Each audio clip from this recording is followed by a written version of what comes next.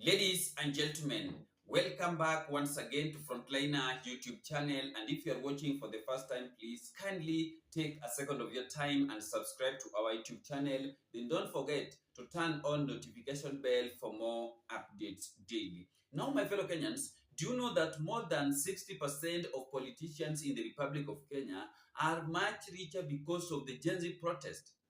It is true. The Gen Z protest is the reason why the leaders under broad-based government are more richer, because they are being bribed each and every day to defend William Samoei's presidency ahead of 2027 election. Yet, these politicians under broad-based have refused to return their flowers to the Gen Zs who made them to occupy those public offices. People like Opiyo and I. Saizi Opiyo and I, without protest, Opiyo and I bado angekuwa the MP of Gunja constituency in Siaya County. Without the Gen Z protest, Ali Hassan Joho bado angekuwa jobless. Angekuwa the CS of mining. Wycliffe Oparanya bado angekuwa the CS of cooperative. Angekuwa tu jobless bado. Same to John Mbadi, angekuwa the CS of treasury, bado angekuwa tu the nominated MP of Suba North. So these people should return their flowers to the Gen Z revolution, because the Gen Zs are the people who made them to be where they are now.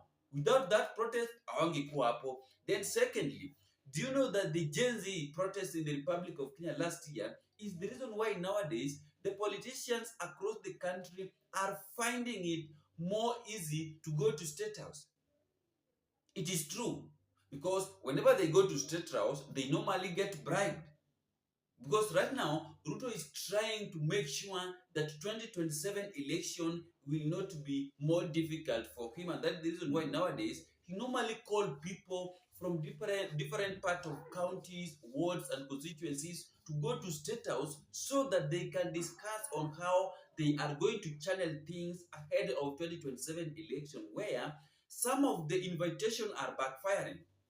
Like yesterday, William Samoei invited the MCA'S from Muranga County, but they didn't go. Instead of going to State House so that they can be bribed by William Samoei, they decided to join Rigathi Gachagua in Muranga County.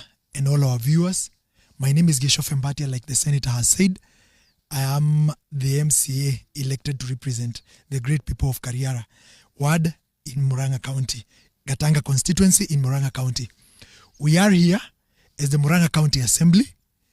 All of us are here, and it is good to inform the country that all of us received invitations to go to State House today, and all MCAs were promised that if we honor that invitation and we go to State House, we are going to be given each 300,000 shillings. But these honorable members from the Muranga County Assembly decided that they are not going to take 300,000 as a bribe, which we know very well is coming from corruption. It is money from proceeds of corruption. It is money that is supposed to go to capitation. It is money that is supposed to go to healthcare, but instead it is being dished out as bribes in State House. So we decided that instead of going to State House, we are going to come and visit our leader, our party leader, our future president, and the second deputy president of the Republic of Kenya, His Excellency Rigathi Gachagua. We have had a good meeting and we've discussed very many issues regarding our county. We are here, and it is also good that we say that the whole assembly, despite being here, the governor is aware that we are here, and he knows very well that the county assembly is in Karen today visiting the second deputy president. And that is why we are standing here to show the country that despite what is going on in State House, not every leader takes a bribe. Muranga County Assembly does not take bribes from William Ruto. The government of Muranga County is not interested in taking bribes from President William Ruto. What we are interested in is ensuring that we join our second deputy president in sending President William Ruto home come 2027, ensuring that he is a one-term president so that we can get a government that cares for the people. Today in State House, Everything that is being planned there, everything that is being said there is not the first time that we've had it. We still have very many incomplete roads in our constituencies and in our wards, and they have not been done. So we did not get a point. We did not see a point at all why we were being called and being invited to State House. So we want to tell President William Ruto that not everybody has a price. Yes, you said that MCAs are going to receive 300,000 if they are going to honor your invitation. But I am here as MCA Career Award and my colleagues here, and we have said that we are not taking your bribes, and that is why we have come to Karen to visit our leader. And after this, you are going to see what is going to happen on the ground. President William Ruto, we also need to tell you and inform you that all those people you are hosting today in State House, they are only there to take your money.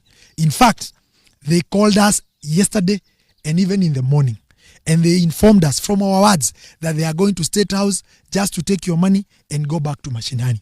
Those people are not going to change anything. The politics of Muranga are one term. The people of Muranga are in DCP, and they are firmly behind United Opposition, and our leader is His Excellency Rigathi Gachagua. Therefore, Mr. President, we are here to tell people that there's a group that decided to come and visit His Excellency, the Second Deputy President, instead of going to State House for reasons that our colleague MCAs will tell you. But we just want to be very brief and say that President Ruto does not have to call people to State House in order for him to know what Muranga needs. We already signed a charter with him, an economic charter with him, to be specific, in Gakoigo grounds in Maragua constituency. And so President Ruto knows the needs of Muranga people. He doesn't have to call them to State House for him to know what Muranga needs. And we want to make it very clear to our people that he called people to State House not for any other reason other than bribing him in his desperate move to see whether he can be able to move our people away from His Excellency Rigathi Gachagua, whom they have embraced and decided is their leader. He's a national leader, but he's first our leader because he comes from our region. And we want to tell William Ruto that the move of calling people to State House will not change things. In any case, only about 4,000 people have been called to State House. Muranga has a population of about 1 million people. And so we want to say we stand here in solidarity with the Second Deputy President of the Republic of Kenya, whose leadership we trust and whose leadership we believe is going to deliver this country. He's our presidential candidate. So for those who thought that Rigathi Gachagua will not be on the ballot, we want to tell them that we will be fronting him as our presidential candidate. Otherwise, for the rest of the matters, our MCAs will come and give the. Yesterday, more than 29 MCAs rejected the invitation at State House, where the president was going to give them 300,000 each MCA. Mwenye angeenda State House, but hawakwenda huko. So even that one, Ruto is still facing challenges upon the invitation by some of the leaders, especially in the Mount Kenya region, because he knows very well that he cannot hold rally or event in the Mount Kenya region without being heckled. So that is the reason why nowadays Ruto is busy doing invitation every weekend. Lazima watu waende State House. Every weekday. Lazima uone watu wa Meru, sijui Muranga, sijui Tharaka Nithi, sijui mara wapi. That is the work that Kindiki is now doing. To hold meetings each and every day with the resident from the Mount Kenya region, where yesterday it really backfired. And I want you to watch this video so that you can understand also how this easy invitation for William Samoei to some of the leaders from the Mount Kenya region is still hard. Because kuna wenye wamekataa kukuwa bribed, to be manipulated. Some leaders are saying that I've rejected this issue of manipulation that is happening at State House each and every day whenever you receive invitation from William Samoei Ruto. Here is the video. So that is the video. And that video is enough to remind you or to tell you that Ruto is still having a long way to go. For him to be re-elected as the 6th president of the Republic of Kenya, he still have a lot to do under his administration. Hiyo naye tuambieni tu kweli. Ruto bado akona kazi mingi kabisa. It is true. Bado akona kazi mingi because amejaribu kuita wanasiasa kwa State House kuwapea pesa, lakini bado vitu zinaenda tu hivi. There is nothing that is moving smoothly under his side.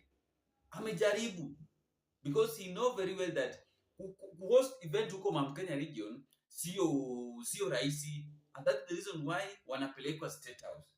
Because unajua huko State House kusema 2 term, kusema 1 term sio rahisi, but akienda huko kuna wenye wataimba 1 term because of what he did to the people of Kenyans by betraying his promises. Thirdly, do you know that corruption cannot end in the Republic of Kenya? Because State House is the center of corruption, is the theater of corruption. Because ukiona wanasiasa wanaenda huko, every meeting that Ruto is holding with different politicians across the country, 60 million inaenda per meeting. More than 60 million.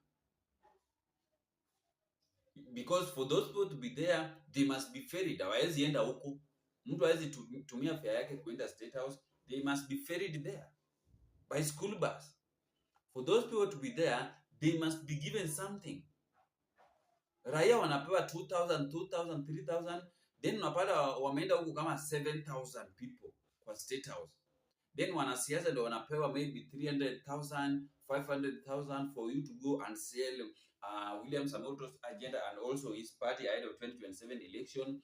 Utapewa 300,000, 500. MP ndio wanaweza pewa 1 million ama 2 million because pesa iko. Na hii pesa yenye tunapewa ama pesa yenye wananchi wanapewa ni pesa yenye ilitengwa for the health purpose. It is money that was meant for health purpose, but is being used to be manipulation, to manipulate leaders across the country. It is being used to empower women and the Gen Zs also across the country. And this is why it is not going to be much easier for Ruto to succeed. Because 1 month ago, William Samoei Ruto is the same person that told the people of Kenya that there is a serious extortion in parliament. He accuses the MPs 1 month ago. But right now, he is the person that is busy calling these MPs, senators, governors, waende State House ili wapewe pesa. Why do you accuse people? Then after accusing them, you call them again to State House. Why? Because we know very well that wakienda huko ni pesa ndio naenda kupewa. Hakuna kitu ingine. It is all about money. Hakuna kitu ya development, mara nini, hapana. Ni pesa ndio huwa naenda huko kupewa. Unaona hata juzi the governor of this county Simbarati, si alilazimishwa kwenda huko na Raila Amolo Odinga.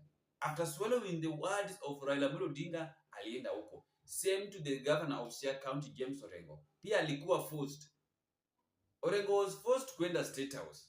Si ati alienda ati ili na maendeleo ama nini, hapana. He was forced with Raila Amolo Odinga aende huko if he want development from the national government.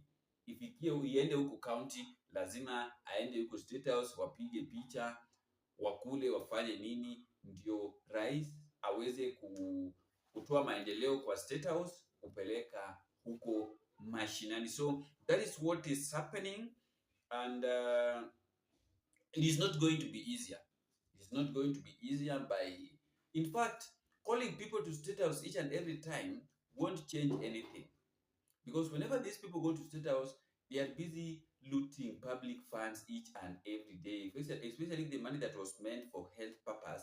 That is the money that the president is using to manipulate leaders across the country, to bribe leaders across the country so that these leaders can start defending his presidency as soon as possible before 2027 election. Because on the other side, opposition leaders are also preparing themselves as a force and also as a factor so that Kenyans can decide on where to rally back to.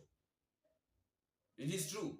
Both of them, inside political class in Kenya, between opposition and Kenya Kwanza government, both of them are busy preparing themselves as the force and also as the factor.